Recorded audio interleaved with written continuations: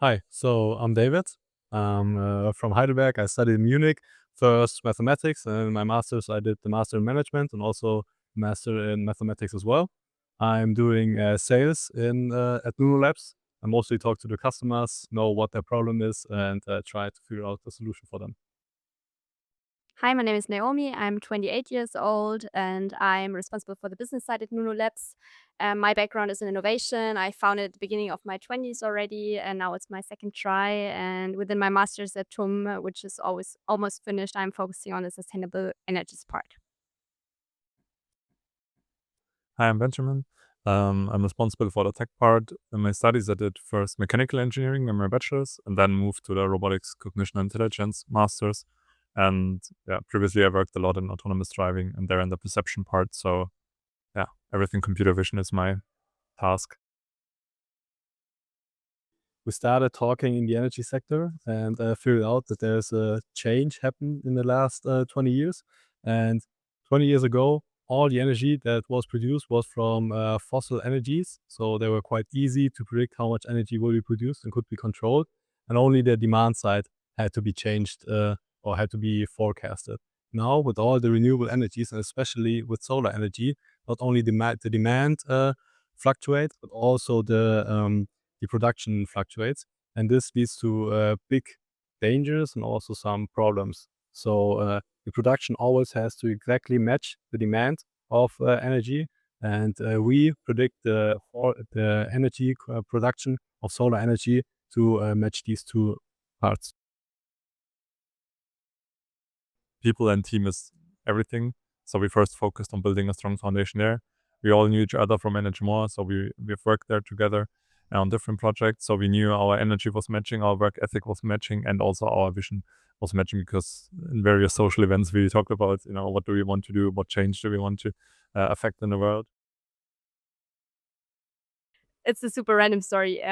So actually, I was for the first time at Stanford, and I just arrived there, and I was part of the German association because similar people always meet at the same place, right? If you're abroad, so that's what happened. And I met a guy who was called Nuno, and I shaked his hand, and I told him, "Oh, actually, we are right now looking for a name for our startup." And I think that's the one. Let me check with my team. And then I got to know this guy. He was a medicine guy. He's actually also well known in Munich. So maybe he hears the story, but he knows about it that we named it after him. It's obviously a Portuguese name, and we combine it with labs, which enables us actually to go into different directions with the product, because we have different use cases, different target customers we want to focus on in future. And the labs idea can kind of set the base for all kinds of directions we want to go to in future. We started talking to customers in December, trying to pitch our idea and how we want to solve this problem. And we had good discussions. We talked to 5, 6 customers that were interested. But then in February, we had the first customer that said, "Well, this is exactly what we need. Let's do this together." And that was such a great experience. That what came in our heads, how we could have an impact on the energy market, really is useful and really is something that the sector needs to improve. So to be honest, everything was unexpected and new to us because we were just starting diving in deeper into this topic.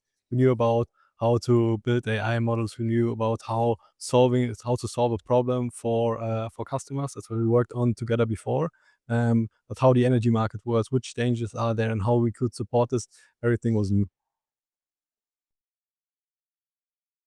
Very concretely, everybody who owns or operates solar plants is really interesting for us, or everybody who currently already works with weather prognosis, ideally solar forecasts. That's all interesting to us. We think there are a lot more use cases out there where we can make our technology affect change in the world and help with the build out and transition to renewable energies. Our plan for now is to stick with Germany. It's actually, in the whole context, the most interesting market for us in Europe, because we have a very high share of renewable energy, so fluctuating energy sources. We have a strong industrial base, so there's a large amount of energy consumed, and we also have very little base load energy generation, so we don't have a lot of nuclear, for example, like France does.